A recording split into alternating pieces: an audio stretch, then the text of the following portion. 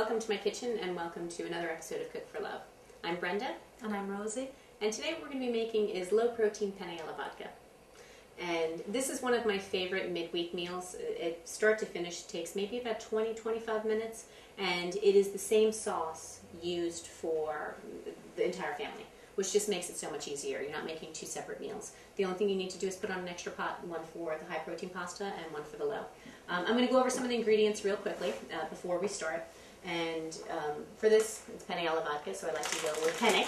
And this is the 8 protein pasta, which is my favorite of the low protein pastas. I think that it just has the nicest taste and is as close to your regular pasta as there is available in the market.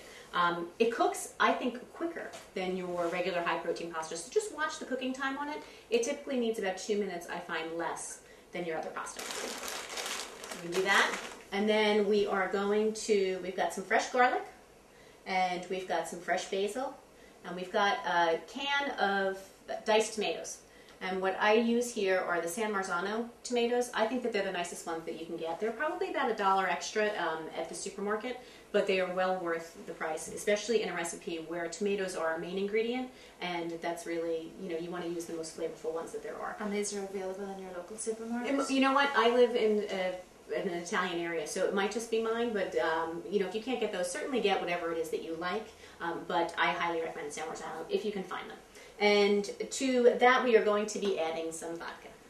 Yes, I did say vodka, because it is penne alla vodka.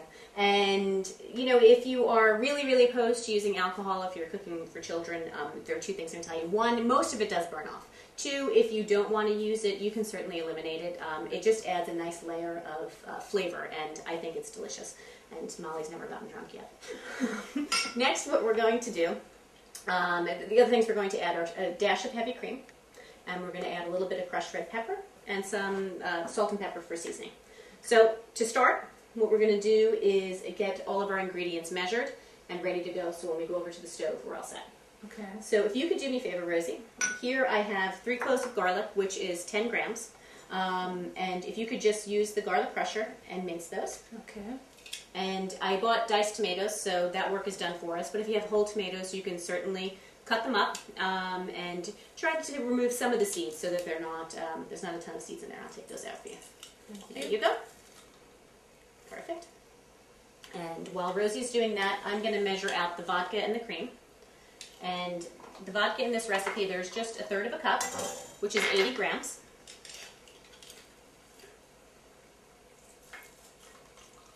And you don't want to pour this out too far in advance because Rosie might take it, or it will evaporate because it's an alcohol. And then what we're going to do is just 1/4 cup of cream.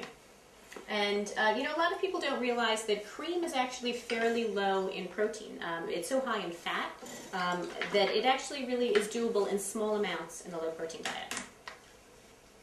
So we're going to add just 1/4 cup, which is 60 grams, for the entire recipe. And this recipe will feed, I would say, 6 to 8 people. And then what we're going to do here is take our fresh basil, which we weighed out beforehand, and it's just 10 grams of fresh basil. And we're going to do what's called a chiffonade. So after I've stacked them all up, I'm going to take them from this end and I'm going to roll them like a cigar. Okay? And if you want to do that to your stack. Great. And then I'm going to cross over here. And you're just going to take a knife and you're just going to do a real quick. Okay? And take those. We've got all of our ingredients ready. And while we were prepping these ingredients, we actually put the water on so that our pasta would be ready by the time we were done here. So I think that that's everything. We're going to go step over here. The basil smells beautiful. Doesn't it? And I'm going to add my olive oil. And I'm going to, since olive oil is free, I'm going to go with just going around and taking an estimate of 2 tablespoons. By all means, if you want to measure it, you can. So, and then we're going to add our butter. So that's really coating the entire bottom of the pan. It is. Okay. And then you can see that it's nice and warm by the way that butter just started to sizzle. And to this, what we're going to do, and we're going to start to get a delicious smell. I'm going to turn it down just a little bit so the butter doesn't burn. We're going to add our minced garlic. It goes in. Move it. Okay. And that's just what you want, is just to sort of start to release those flavors. And then we're going to add a quarter teaspoon of crushed red pepper. If you're not a big fan of spicy food, you can add less. I recommend having some in there. This is really going to be pretty mild. I mean, my kids eat this and they enjoy it like this. You can add more if you like the spicy food. I would go up to a half a teaspoon without it being a problem. So it really depends on what your own personal tastes are. So we've added the crushed red pepper. And before I add alcohol when there's a flame, I always turn off the flame because it can react and you can get a shoot up. So if you just turn off the flame and pour that in. I get to do the dangerous You get job. to do the dangerous job, yes. Notice how I step back. And now I'm going to turn it back on. And in about 2 seconds, you're going to smell a martini. It's very, very, very strong flavors here. A very, very strong smell to the point where you take a whiff. Yeah, Yeah. I feel good. And what you want to do is wait until this gets reduced to about half. And if you can't tell by sight when it's reduced down, you can tell by smell. When you take a little sniff of it and it no longer smells like alcohol or as strong of a smell, then it's ready for you to add the next ingredient, which is going to be the tomatoes. Okay. And nope, it still gets strong. Oh yeah.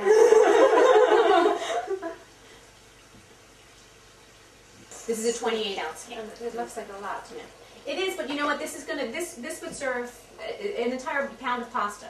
Was what this is enough sauce for. Oh, so this is okay. for the whole family. I've been cooking for about 8 minutes now. So I'm gonna add the fresh basil, and then I'm gonna add the cream and just heat it through, and we're ready to go as soon as we've added our salt and pepper. We're gonna add some salt and pepper. I'm gonna add about a teaspoon of salt. And again, depending on how much you like, you can add more salt or less salt. I find it usually needs about a teaspoon. It's a nice, fresh, ground black pepper. And I think it's ready for its cream. I'm going to turn it down. And again, remember, it's just a quarter cup of cream, 60 grams. And drizzle it in. And mix it. And there you've got Penne alla vodka for the entire family in 20 minutes. And let it just cook. Usually what I do is take some out and put it in the low, and then put the high back in there if I'm making the two. Okay.